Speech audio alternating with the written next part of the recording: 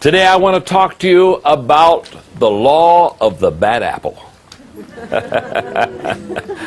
You can see where we're going on this law, can't you? It's law number 8 in teamwork. The law of the bad apple says, rotten attitudes ruin a team. Now, let me just stop here before I do any lecturing on this law and say to you that I know nobody in this studio is a bad apple. I mean, you're here. You wouldn't be here if you were a bad apple. And I also realize everybody that's watching this training teamwork video, you're not a bad apple. Of course not. You wouldn't be in the training if you're a bad apple. But let me ask you a question. You in the studio, you that watch the video, let me ask you a question. How many of you know someone that's a bad apple? How many of you are seated beside that person right now? Don't go there. Don't go there. Some of you ruined your whole day right there. Let's talk about this bad apple that basically, because of a bad attitude, ruins the whole team. I wrote a book in 1985 called The Winning Attitude, and in the top section of this law, I tried in that book to define an attitude, and let me just take you through it now. What is an attitude? It is the advanced man of our true selves. Its roots are inward, but its fruit is outward. It's our best friend or our worst enemy. It is more honest and more consistent than our words. It is an outward look based upon past experiences. It is the thing which draws people to us or repels them. And it is never content until it is expressed. It's the librarian of our past, it's the speaker of our present, and it's the prophet of our future. That's what an attitude is. It's an outward expression of an inward feeling. When I'm speaking in religious circles sometimes, I define attitude this way. I tell people, your attitude is the John the Baptist of your life. It goes before you saying, he is coming. He is coming. Isn't that true? Can't you spot a bad attitude before the person ever says anything? I mean, haven't you just seen anybody, seen people, and they're walking towards you maybe on the street, and you say, oh my goodness. Huh? Haven't you been on an elevator, somebody gets on the elevator, and you go, oh, thank God I'm not going home with them. Now, on the team, what I have found is, you show me a bad apple, you show me a person has a bad attitude, and it will begin to spoil the rest of the team. In fact, just for fun, I brought with me today some real resume and cover letter excerpts taken from real resumes and cover letters printed in Fortune magazine. Okay? I mean, these are real resumes. These are real cover letters of people who want jobs. And you talk about bad apples. Listen to this. Here, I'll just read a few of them. Reason for leaving last job? Maturity leave. Don't you know some people you want to give them maturity leave? Come back in a couple years, you need a maturity leave. Here's another person who said, I am wholly responsible for 2 failed financial institutions. My middle name's bankrupt. Here's another person who said, it's best for employers that I do not work with people. Now there's somebody you want to hire, isn't it, huh? Yeah. Put them in a corner, build a wall around them. Here's another one. I failed the bar exams with relatively high grades.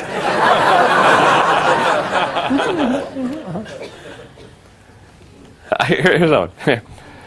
Note, please don't misconstrue my 14 jobs as job hopping. I have never quit a job.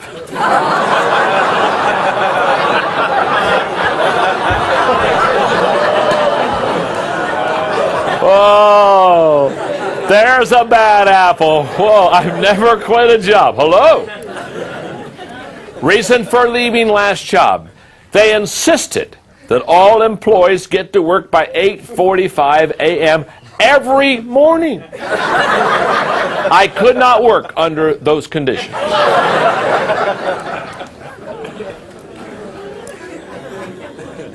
I love this one. The company made me a scapegoat, just like my previous employers.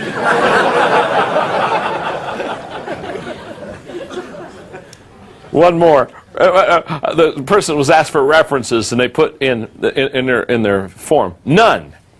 I've left a path of destruction behind me.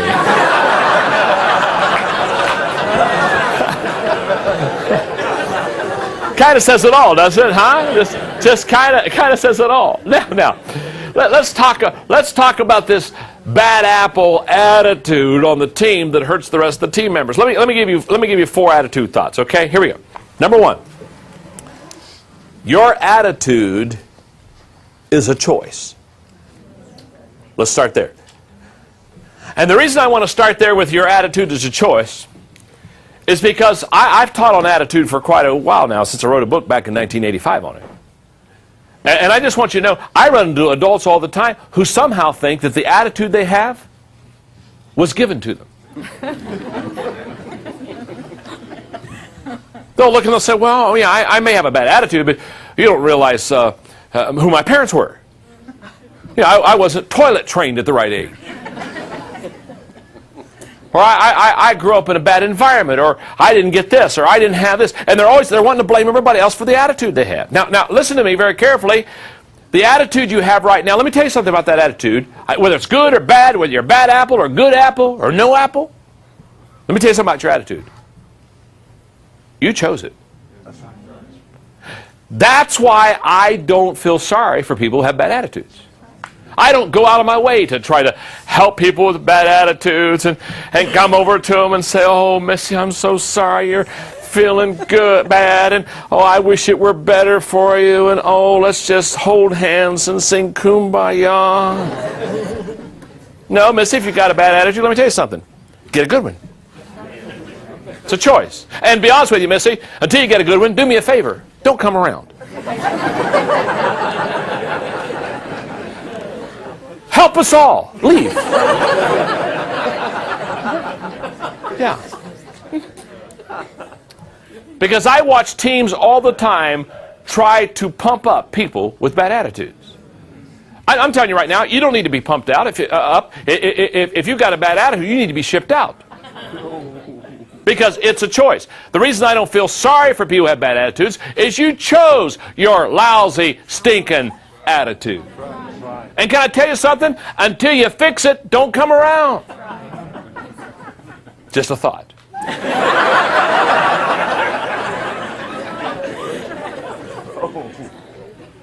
My wife Margaret and I, many years ago, were doing a conference.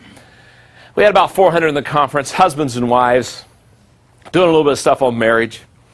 And we were in a question and answer period. And I'll never forget this one lady. She raised up her hand and she looked at Margaret, addressing the question to Margaret. And she said to Margaret, she said, does John make you happy as your husband? Now, when she asked the question, do I make Margaret happy? I thought, oh, I'm so glad she asked that question because I happen to think I'm a good husband. So I was very excited for Margaret to answer her. Until she answered her. Because when Margaret was asked the question, does John make you happy? She looked right at this lady. I mean, I'm talking about, she didn't even hesitate. She didn't even think. She looked at her and she says, no, he doesn't make me happy. Now, get the picture. This is my conference.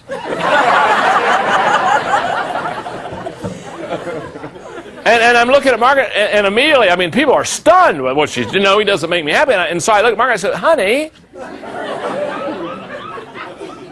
I said, explain to them what you mean by that fact, that I don't make you happy. Have you ever asked somebody to explain something, and they did, and when they did, you wish you wouldn't have asked them to explain something?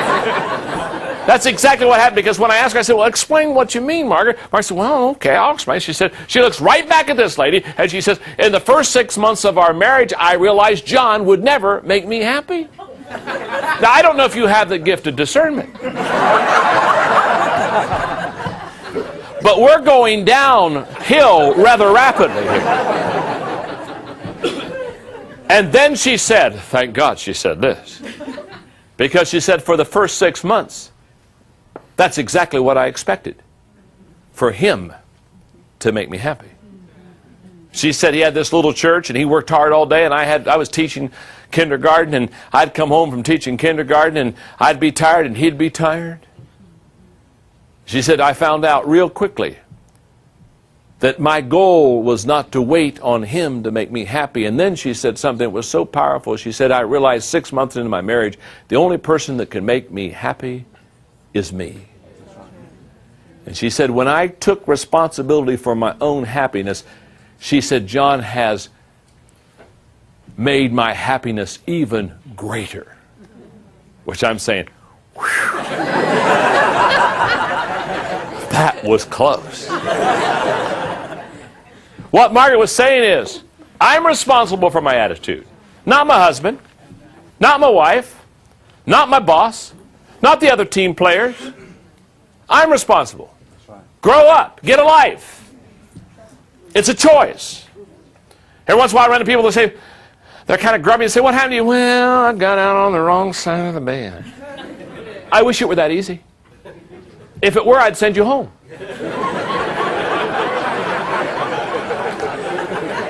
I'd say, go to your bedroom, jump on your bed, and roll out the right side of that sucker.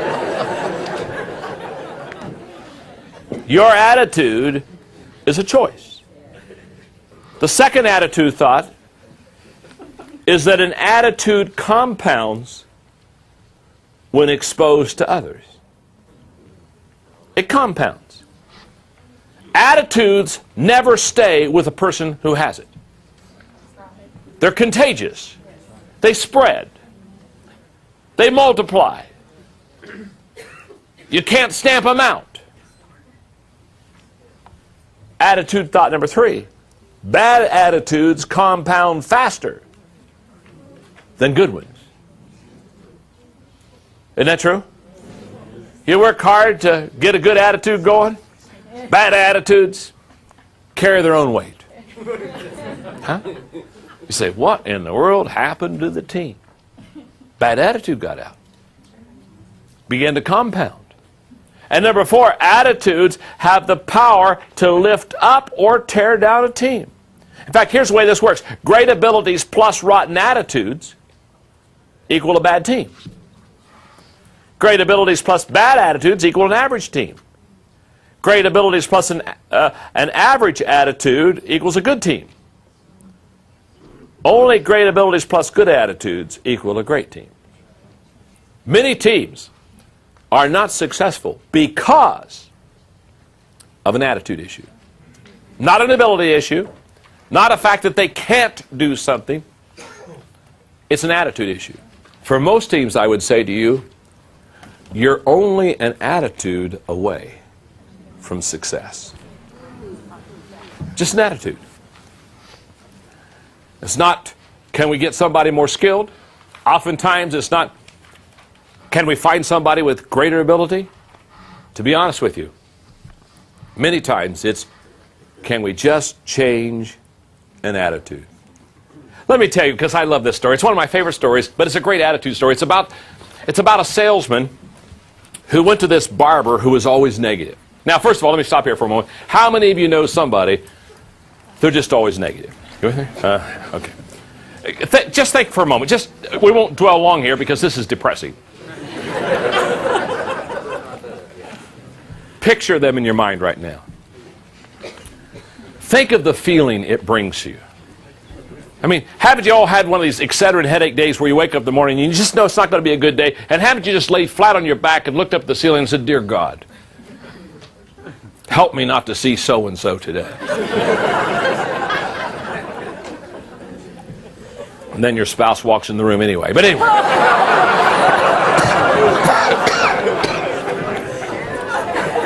Just kidding. Here comes the salesman to this negative attitude barber that he's got. So he's cutting his hair, and so he asked the salesman what's up, and the salesman said, well, I'm excited. He said, I'm going to Rome, he said, tomorrow. And the barber said, well, he said, what are you going to Rome for? He said, well, I've got this sales presentation in Rome I'm all excited about. And the barber quits cutting his hair and he says, look, he said, first of all, he said, you don't want to go to Rome. He said, have you ever flown overseas? It's a hassle. He says, first of all, he said, I'm here to tell you, you won't land on time. Planes are always late. He said, not only that, he said, the food's not good on the plane. He said, where are you going to stay when you're over in Rome? And the guy told him, and the barber said, oh, not that place. Oh, my goodness. He said, I was stationed in Rome for a while. He said, that's a horrible hotel. He said, of all the places you don't want us to, oh. He said, you'll be lucky to get towels at that hotel. He said, what are you going to do? He said, well, I'm going to do a sales presentation. Oh, he said, you don't want to do a sales presentation. He said, Italians, they talk all day. They never make decisions. You don't want to do that. Well, obviously, the salesman's just getting discouraged with the barber. So he says something about the Pope under his breath, and the barber said, what'd you say about the Pope? Oh, he said, well, I was kind of hoping while I was over there to have an audience with the Pope. Well, now the barber, he's shutting everything down. He says, this is the dumbest thing I have ever heard. He said, popes don't see people like you. Popes see kings and popes see presidents. They said, the Pope is never going to see you. He said, this is the dumbest thing you've ever done. A month later, the salesman's back in the barber's chair. Barber says, how was your trip? Oh, the salesman said, greatest trip I've ever had. He said, you remember you told me that I shouldn't go over there? Well, yeah, I don't think you should go. He said, that plane was incredible. He said, we left JFK Airport just on time. He said, the food, best I've ever had. Slept like a baby.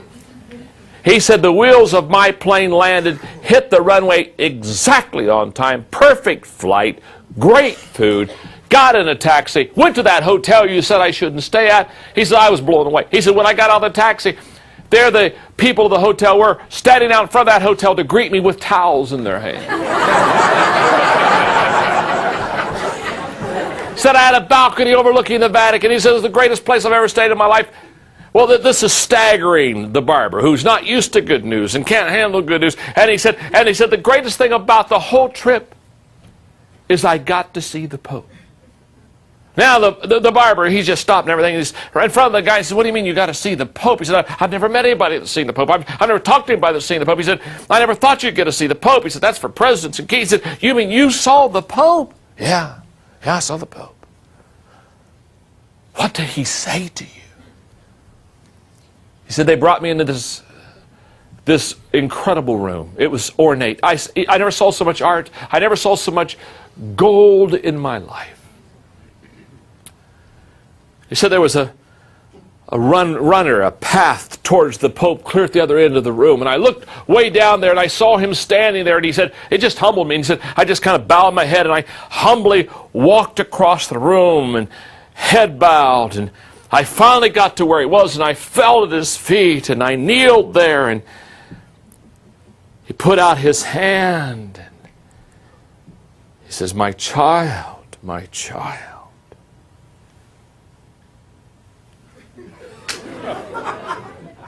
Where did you ever get such a lousy haircut?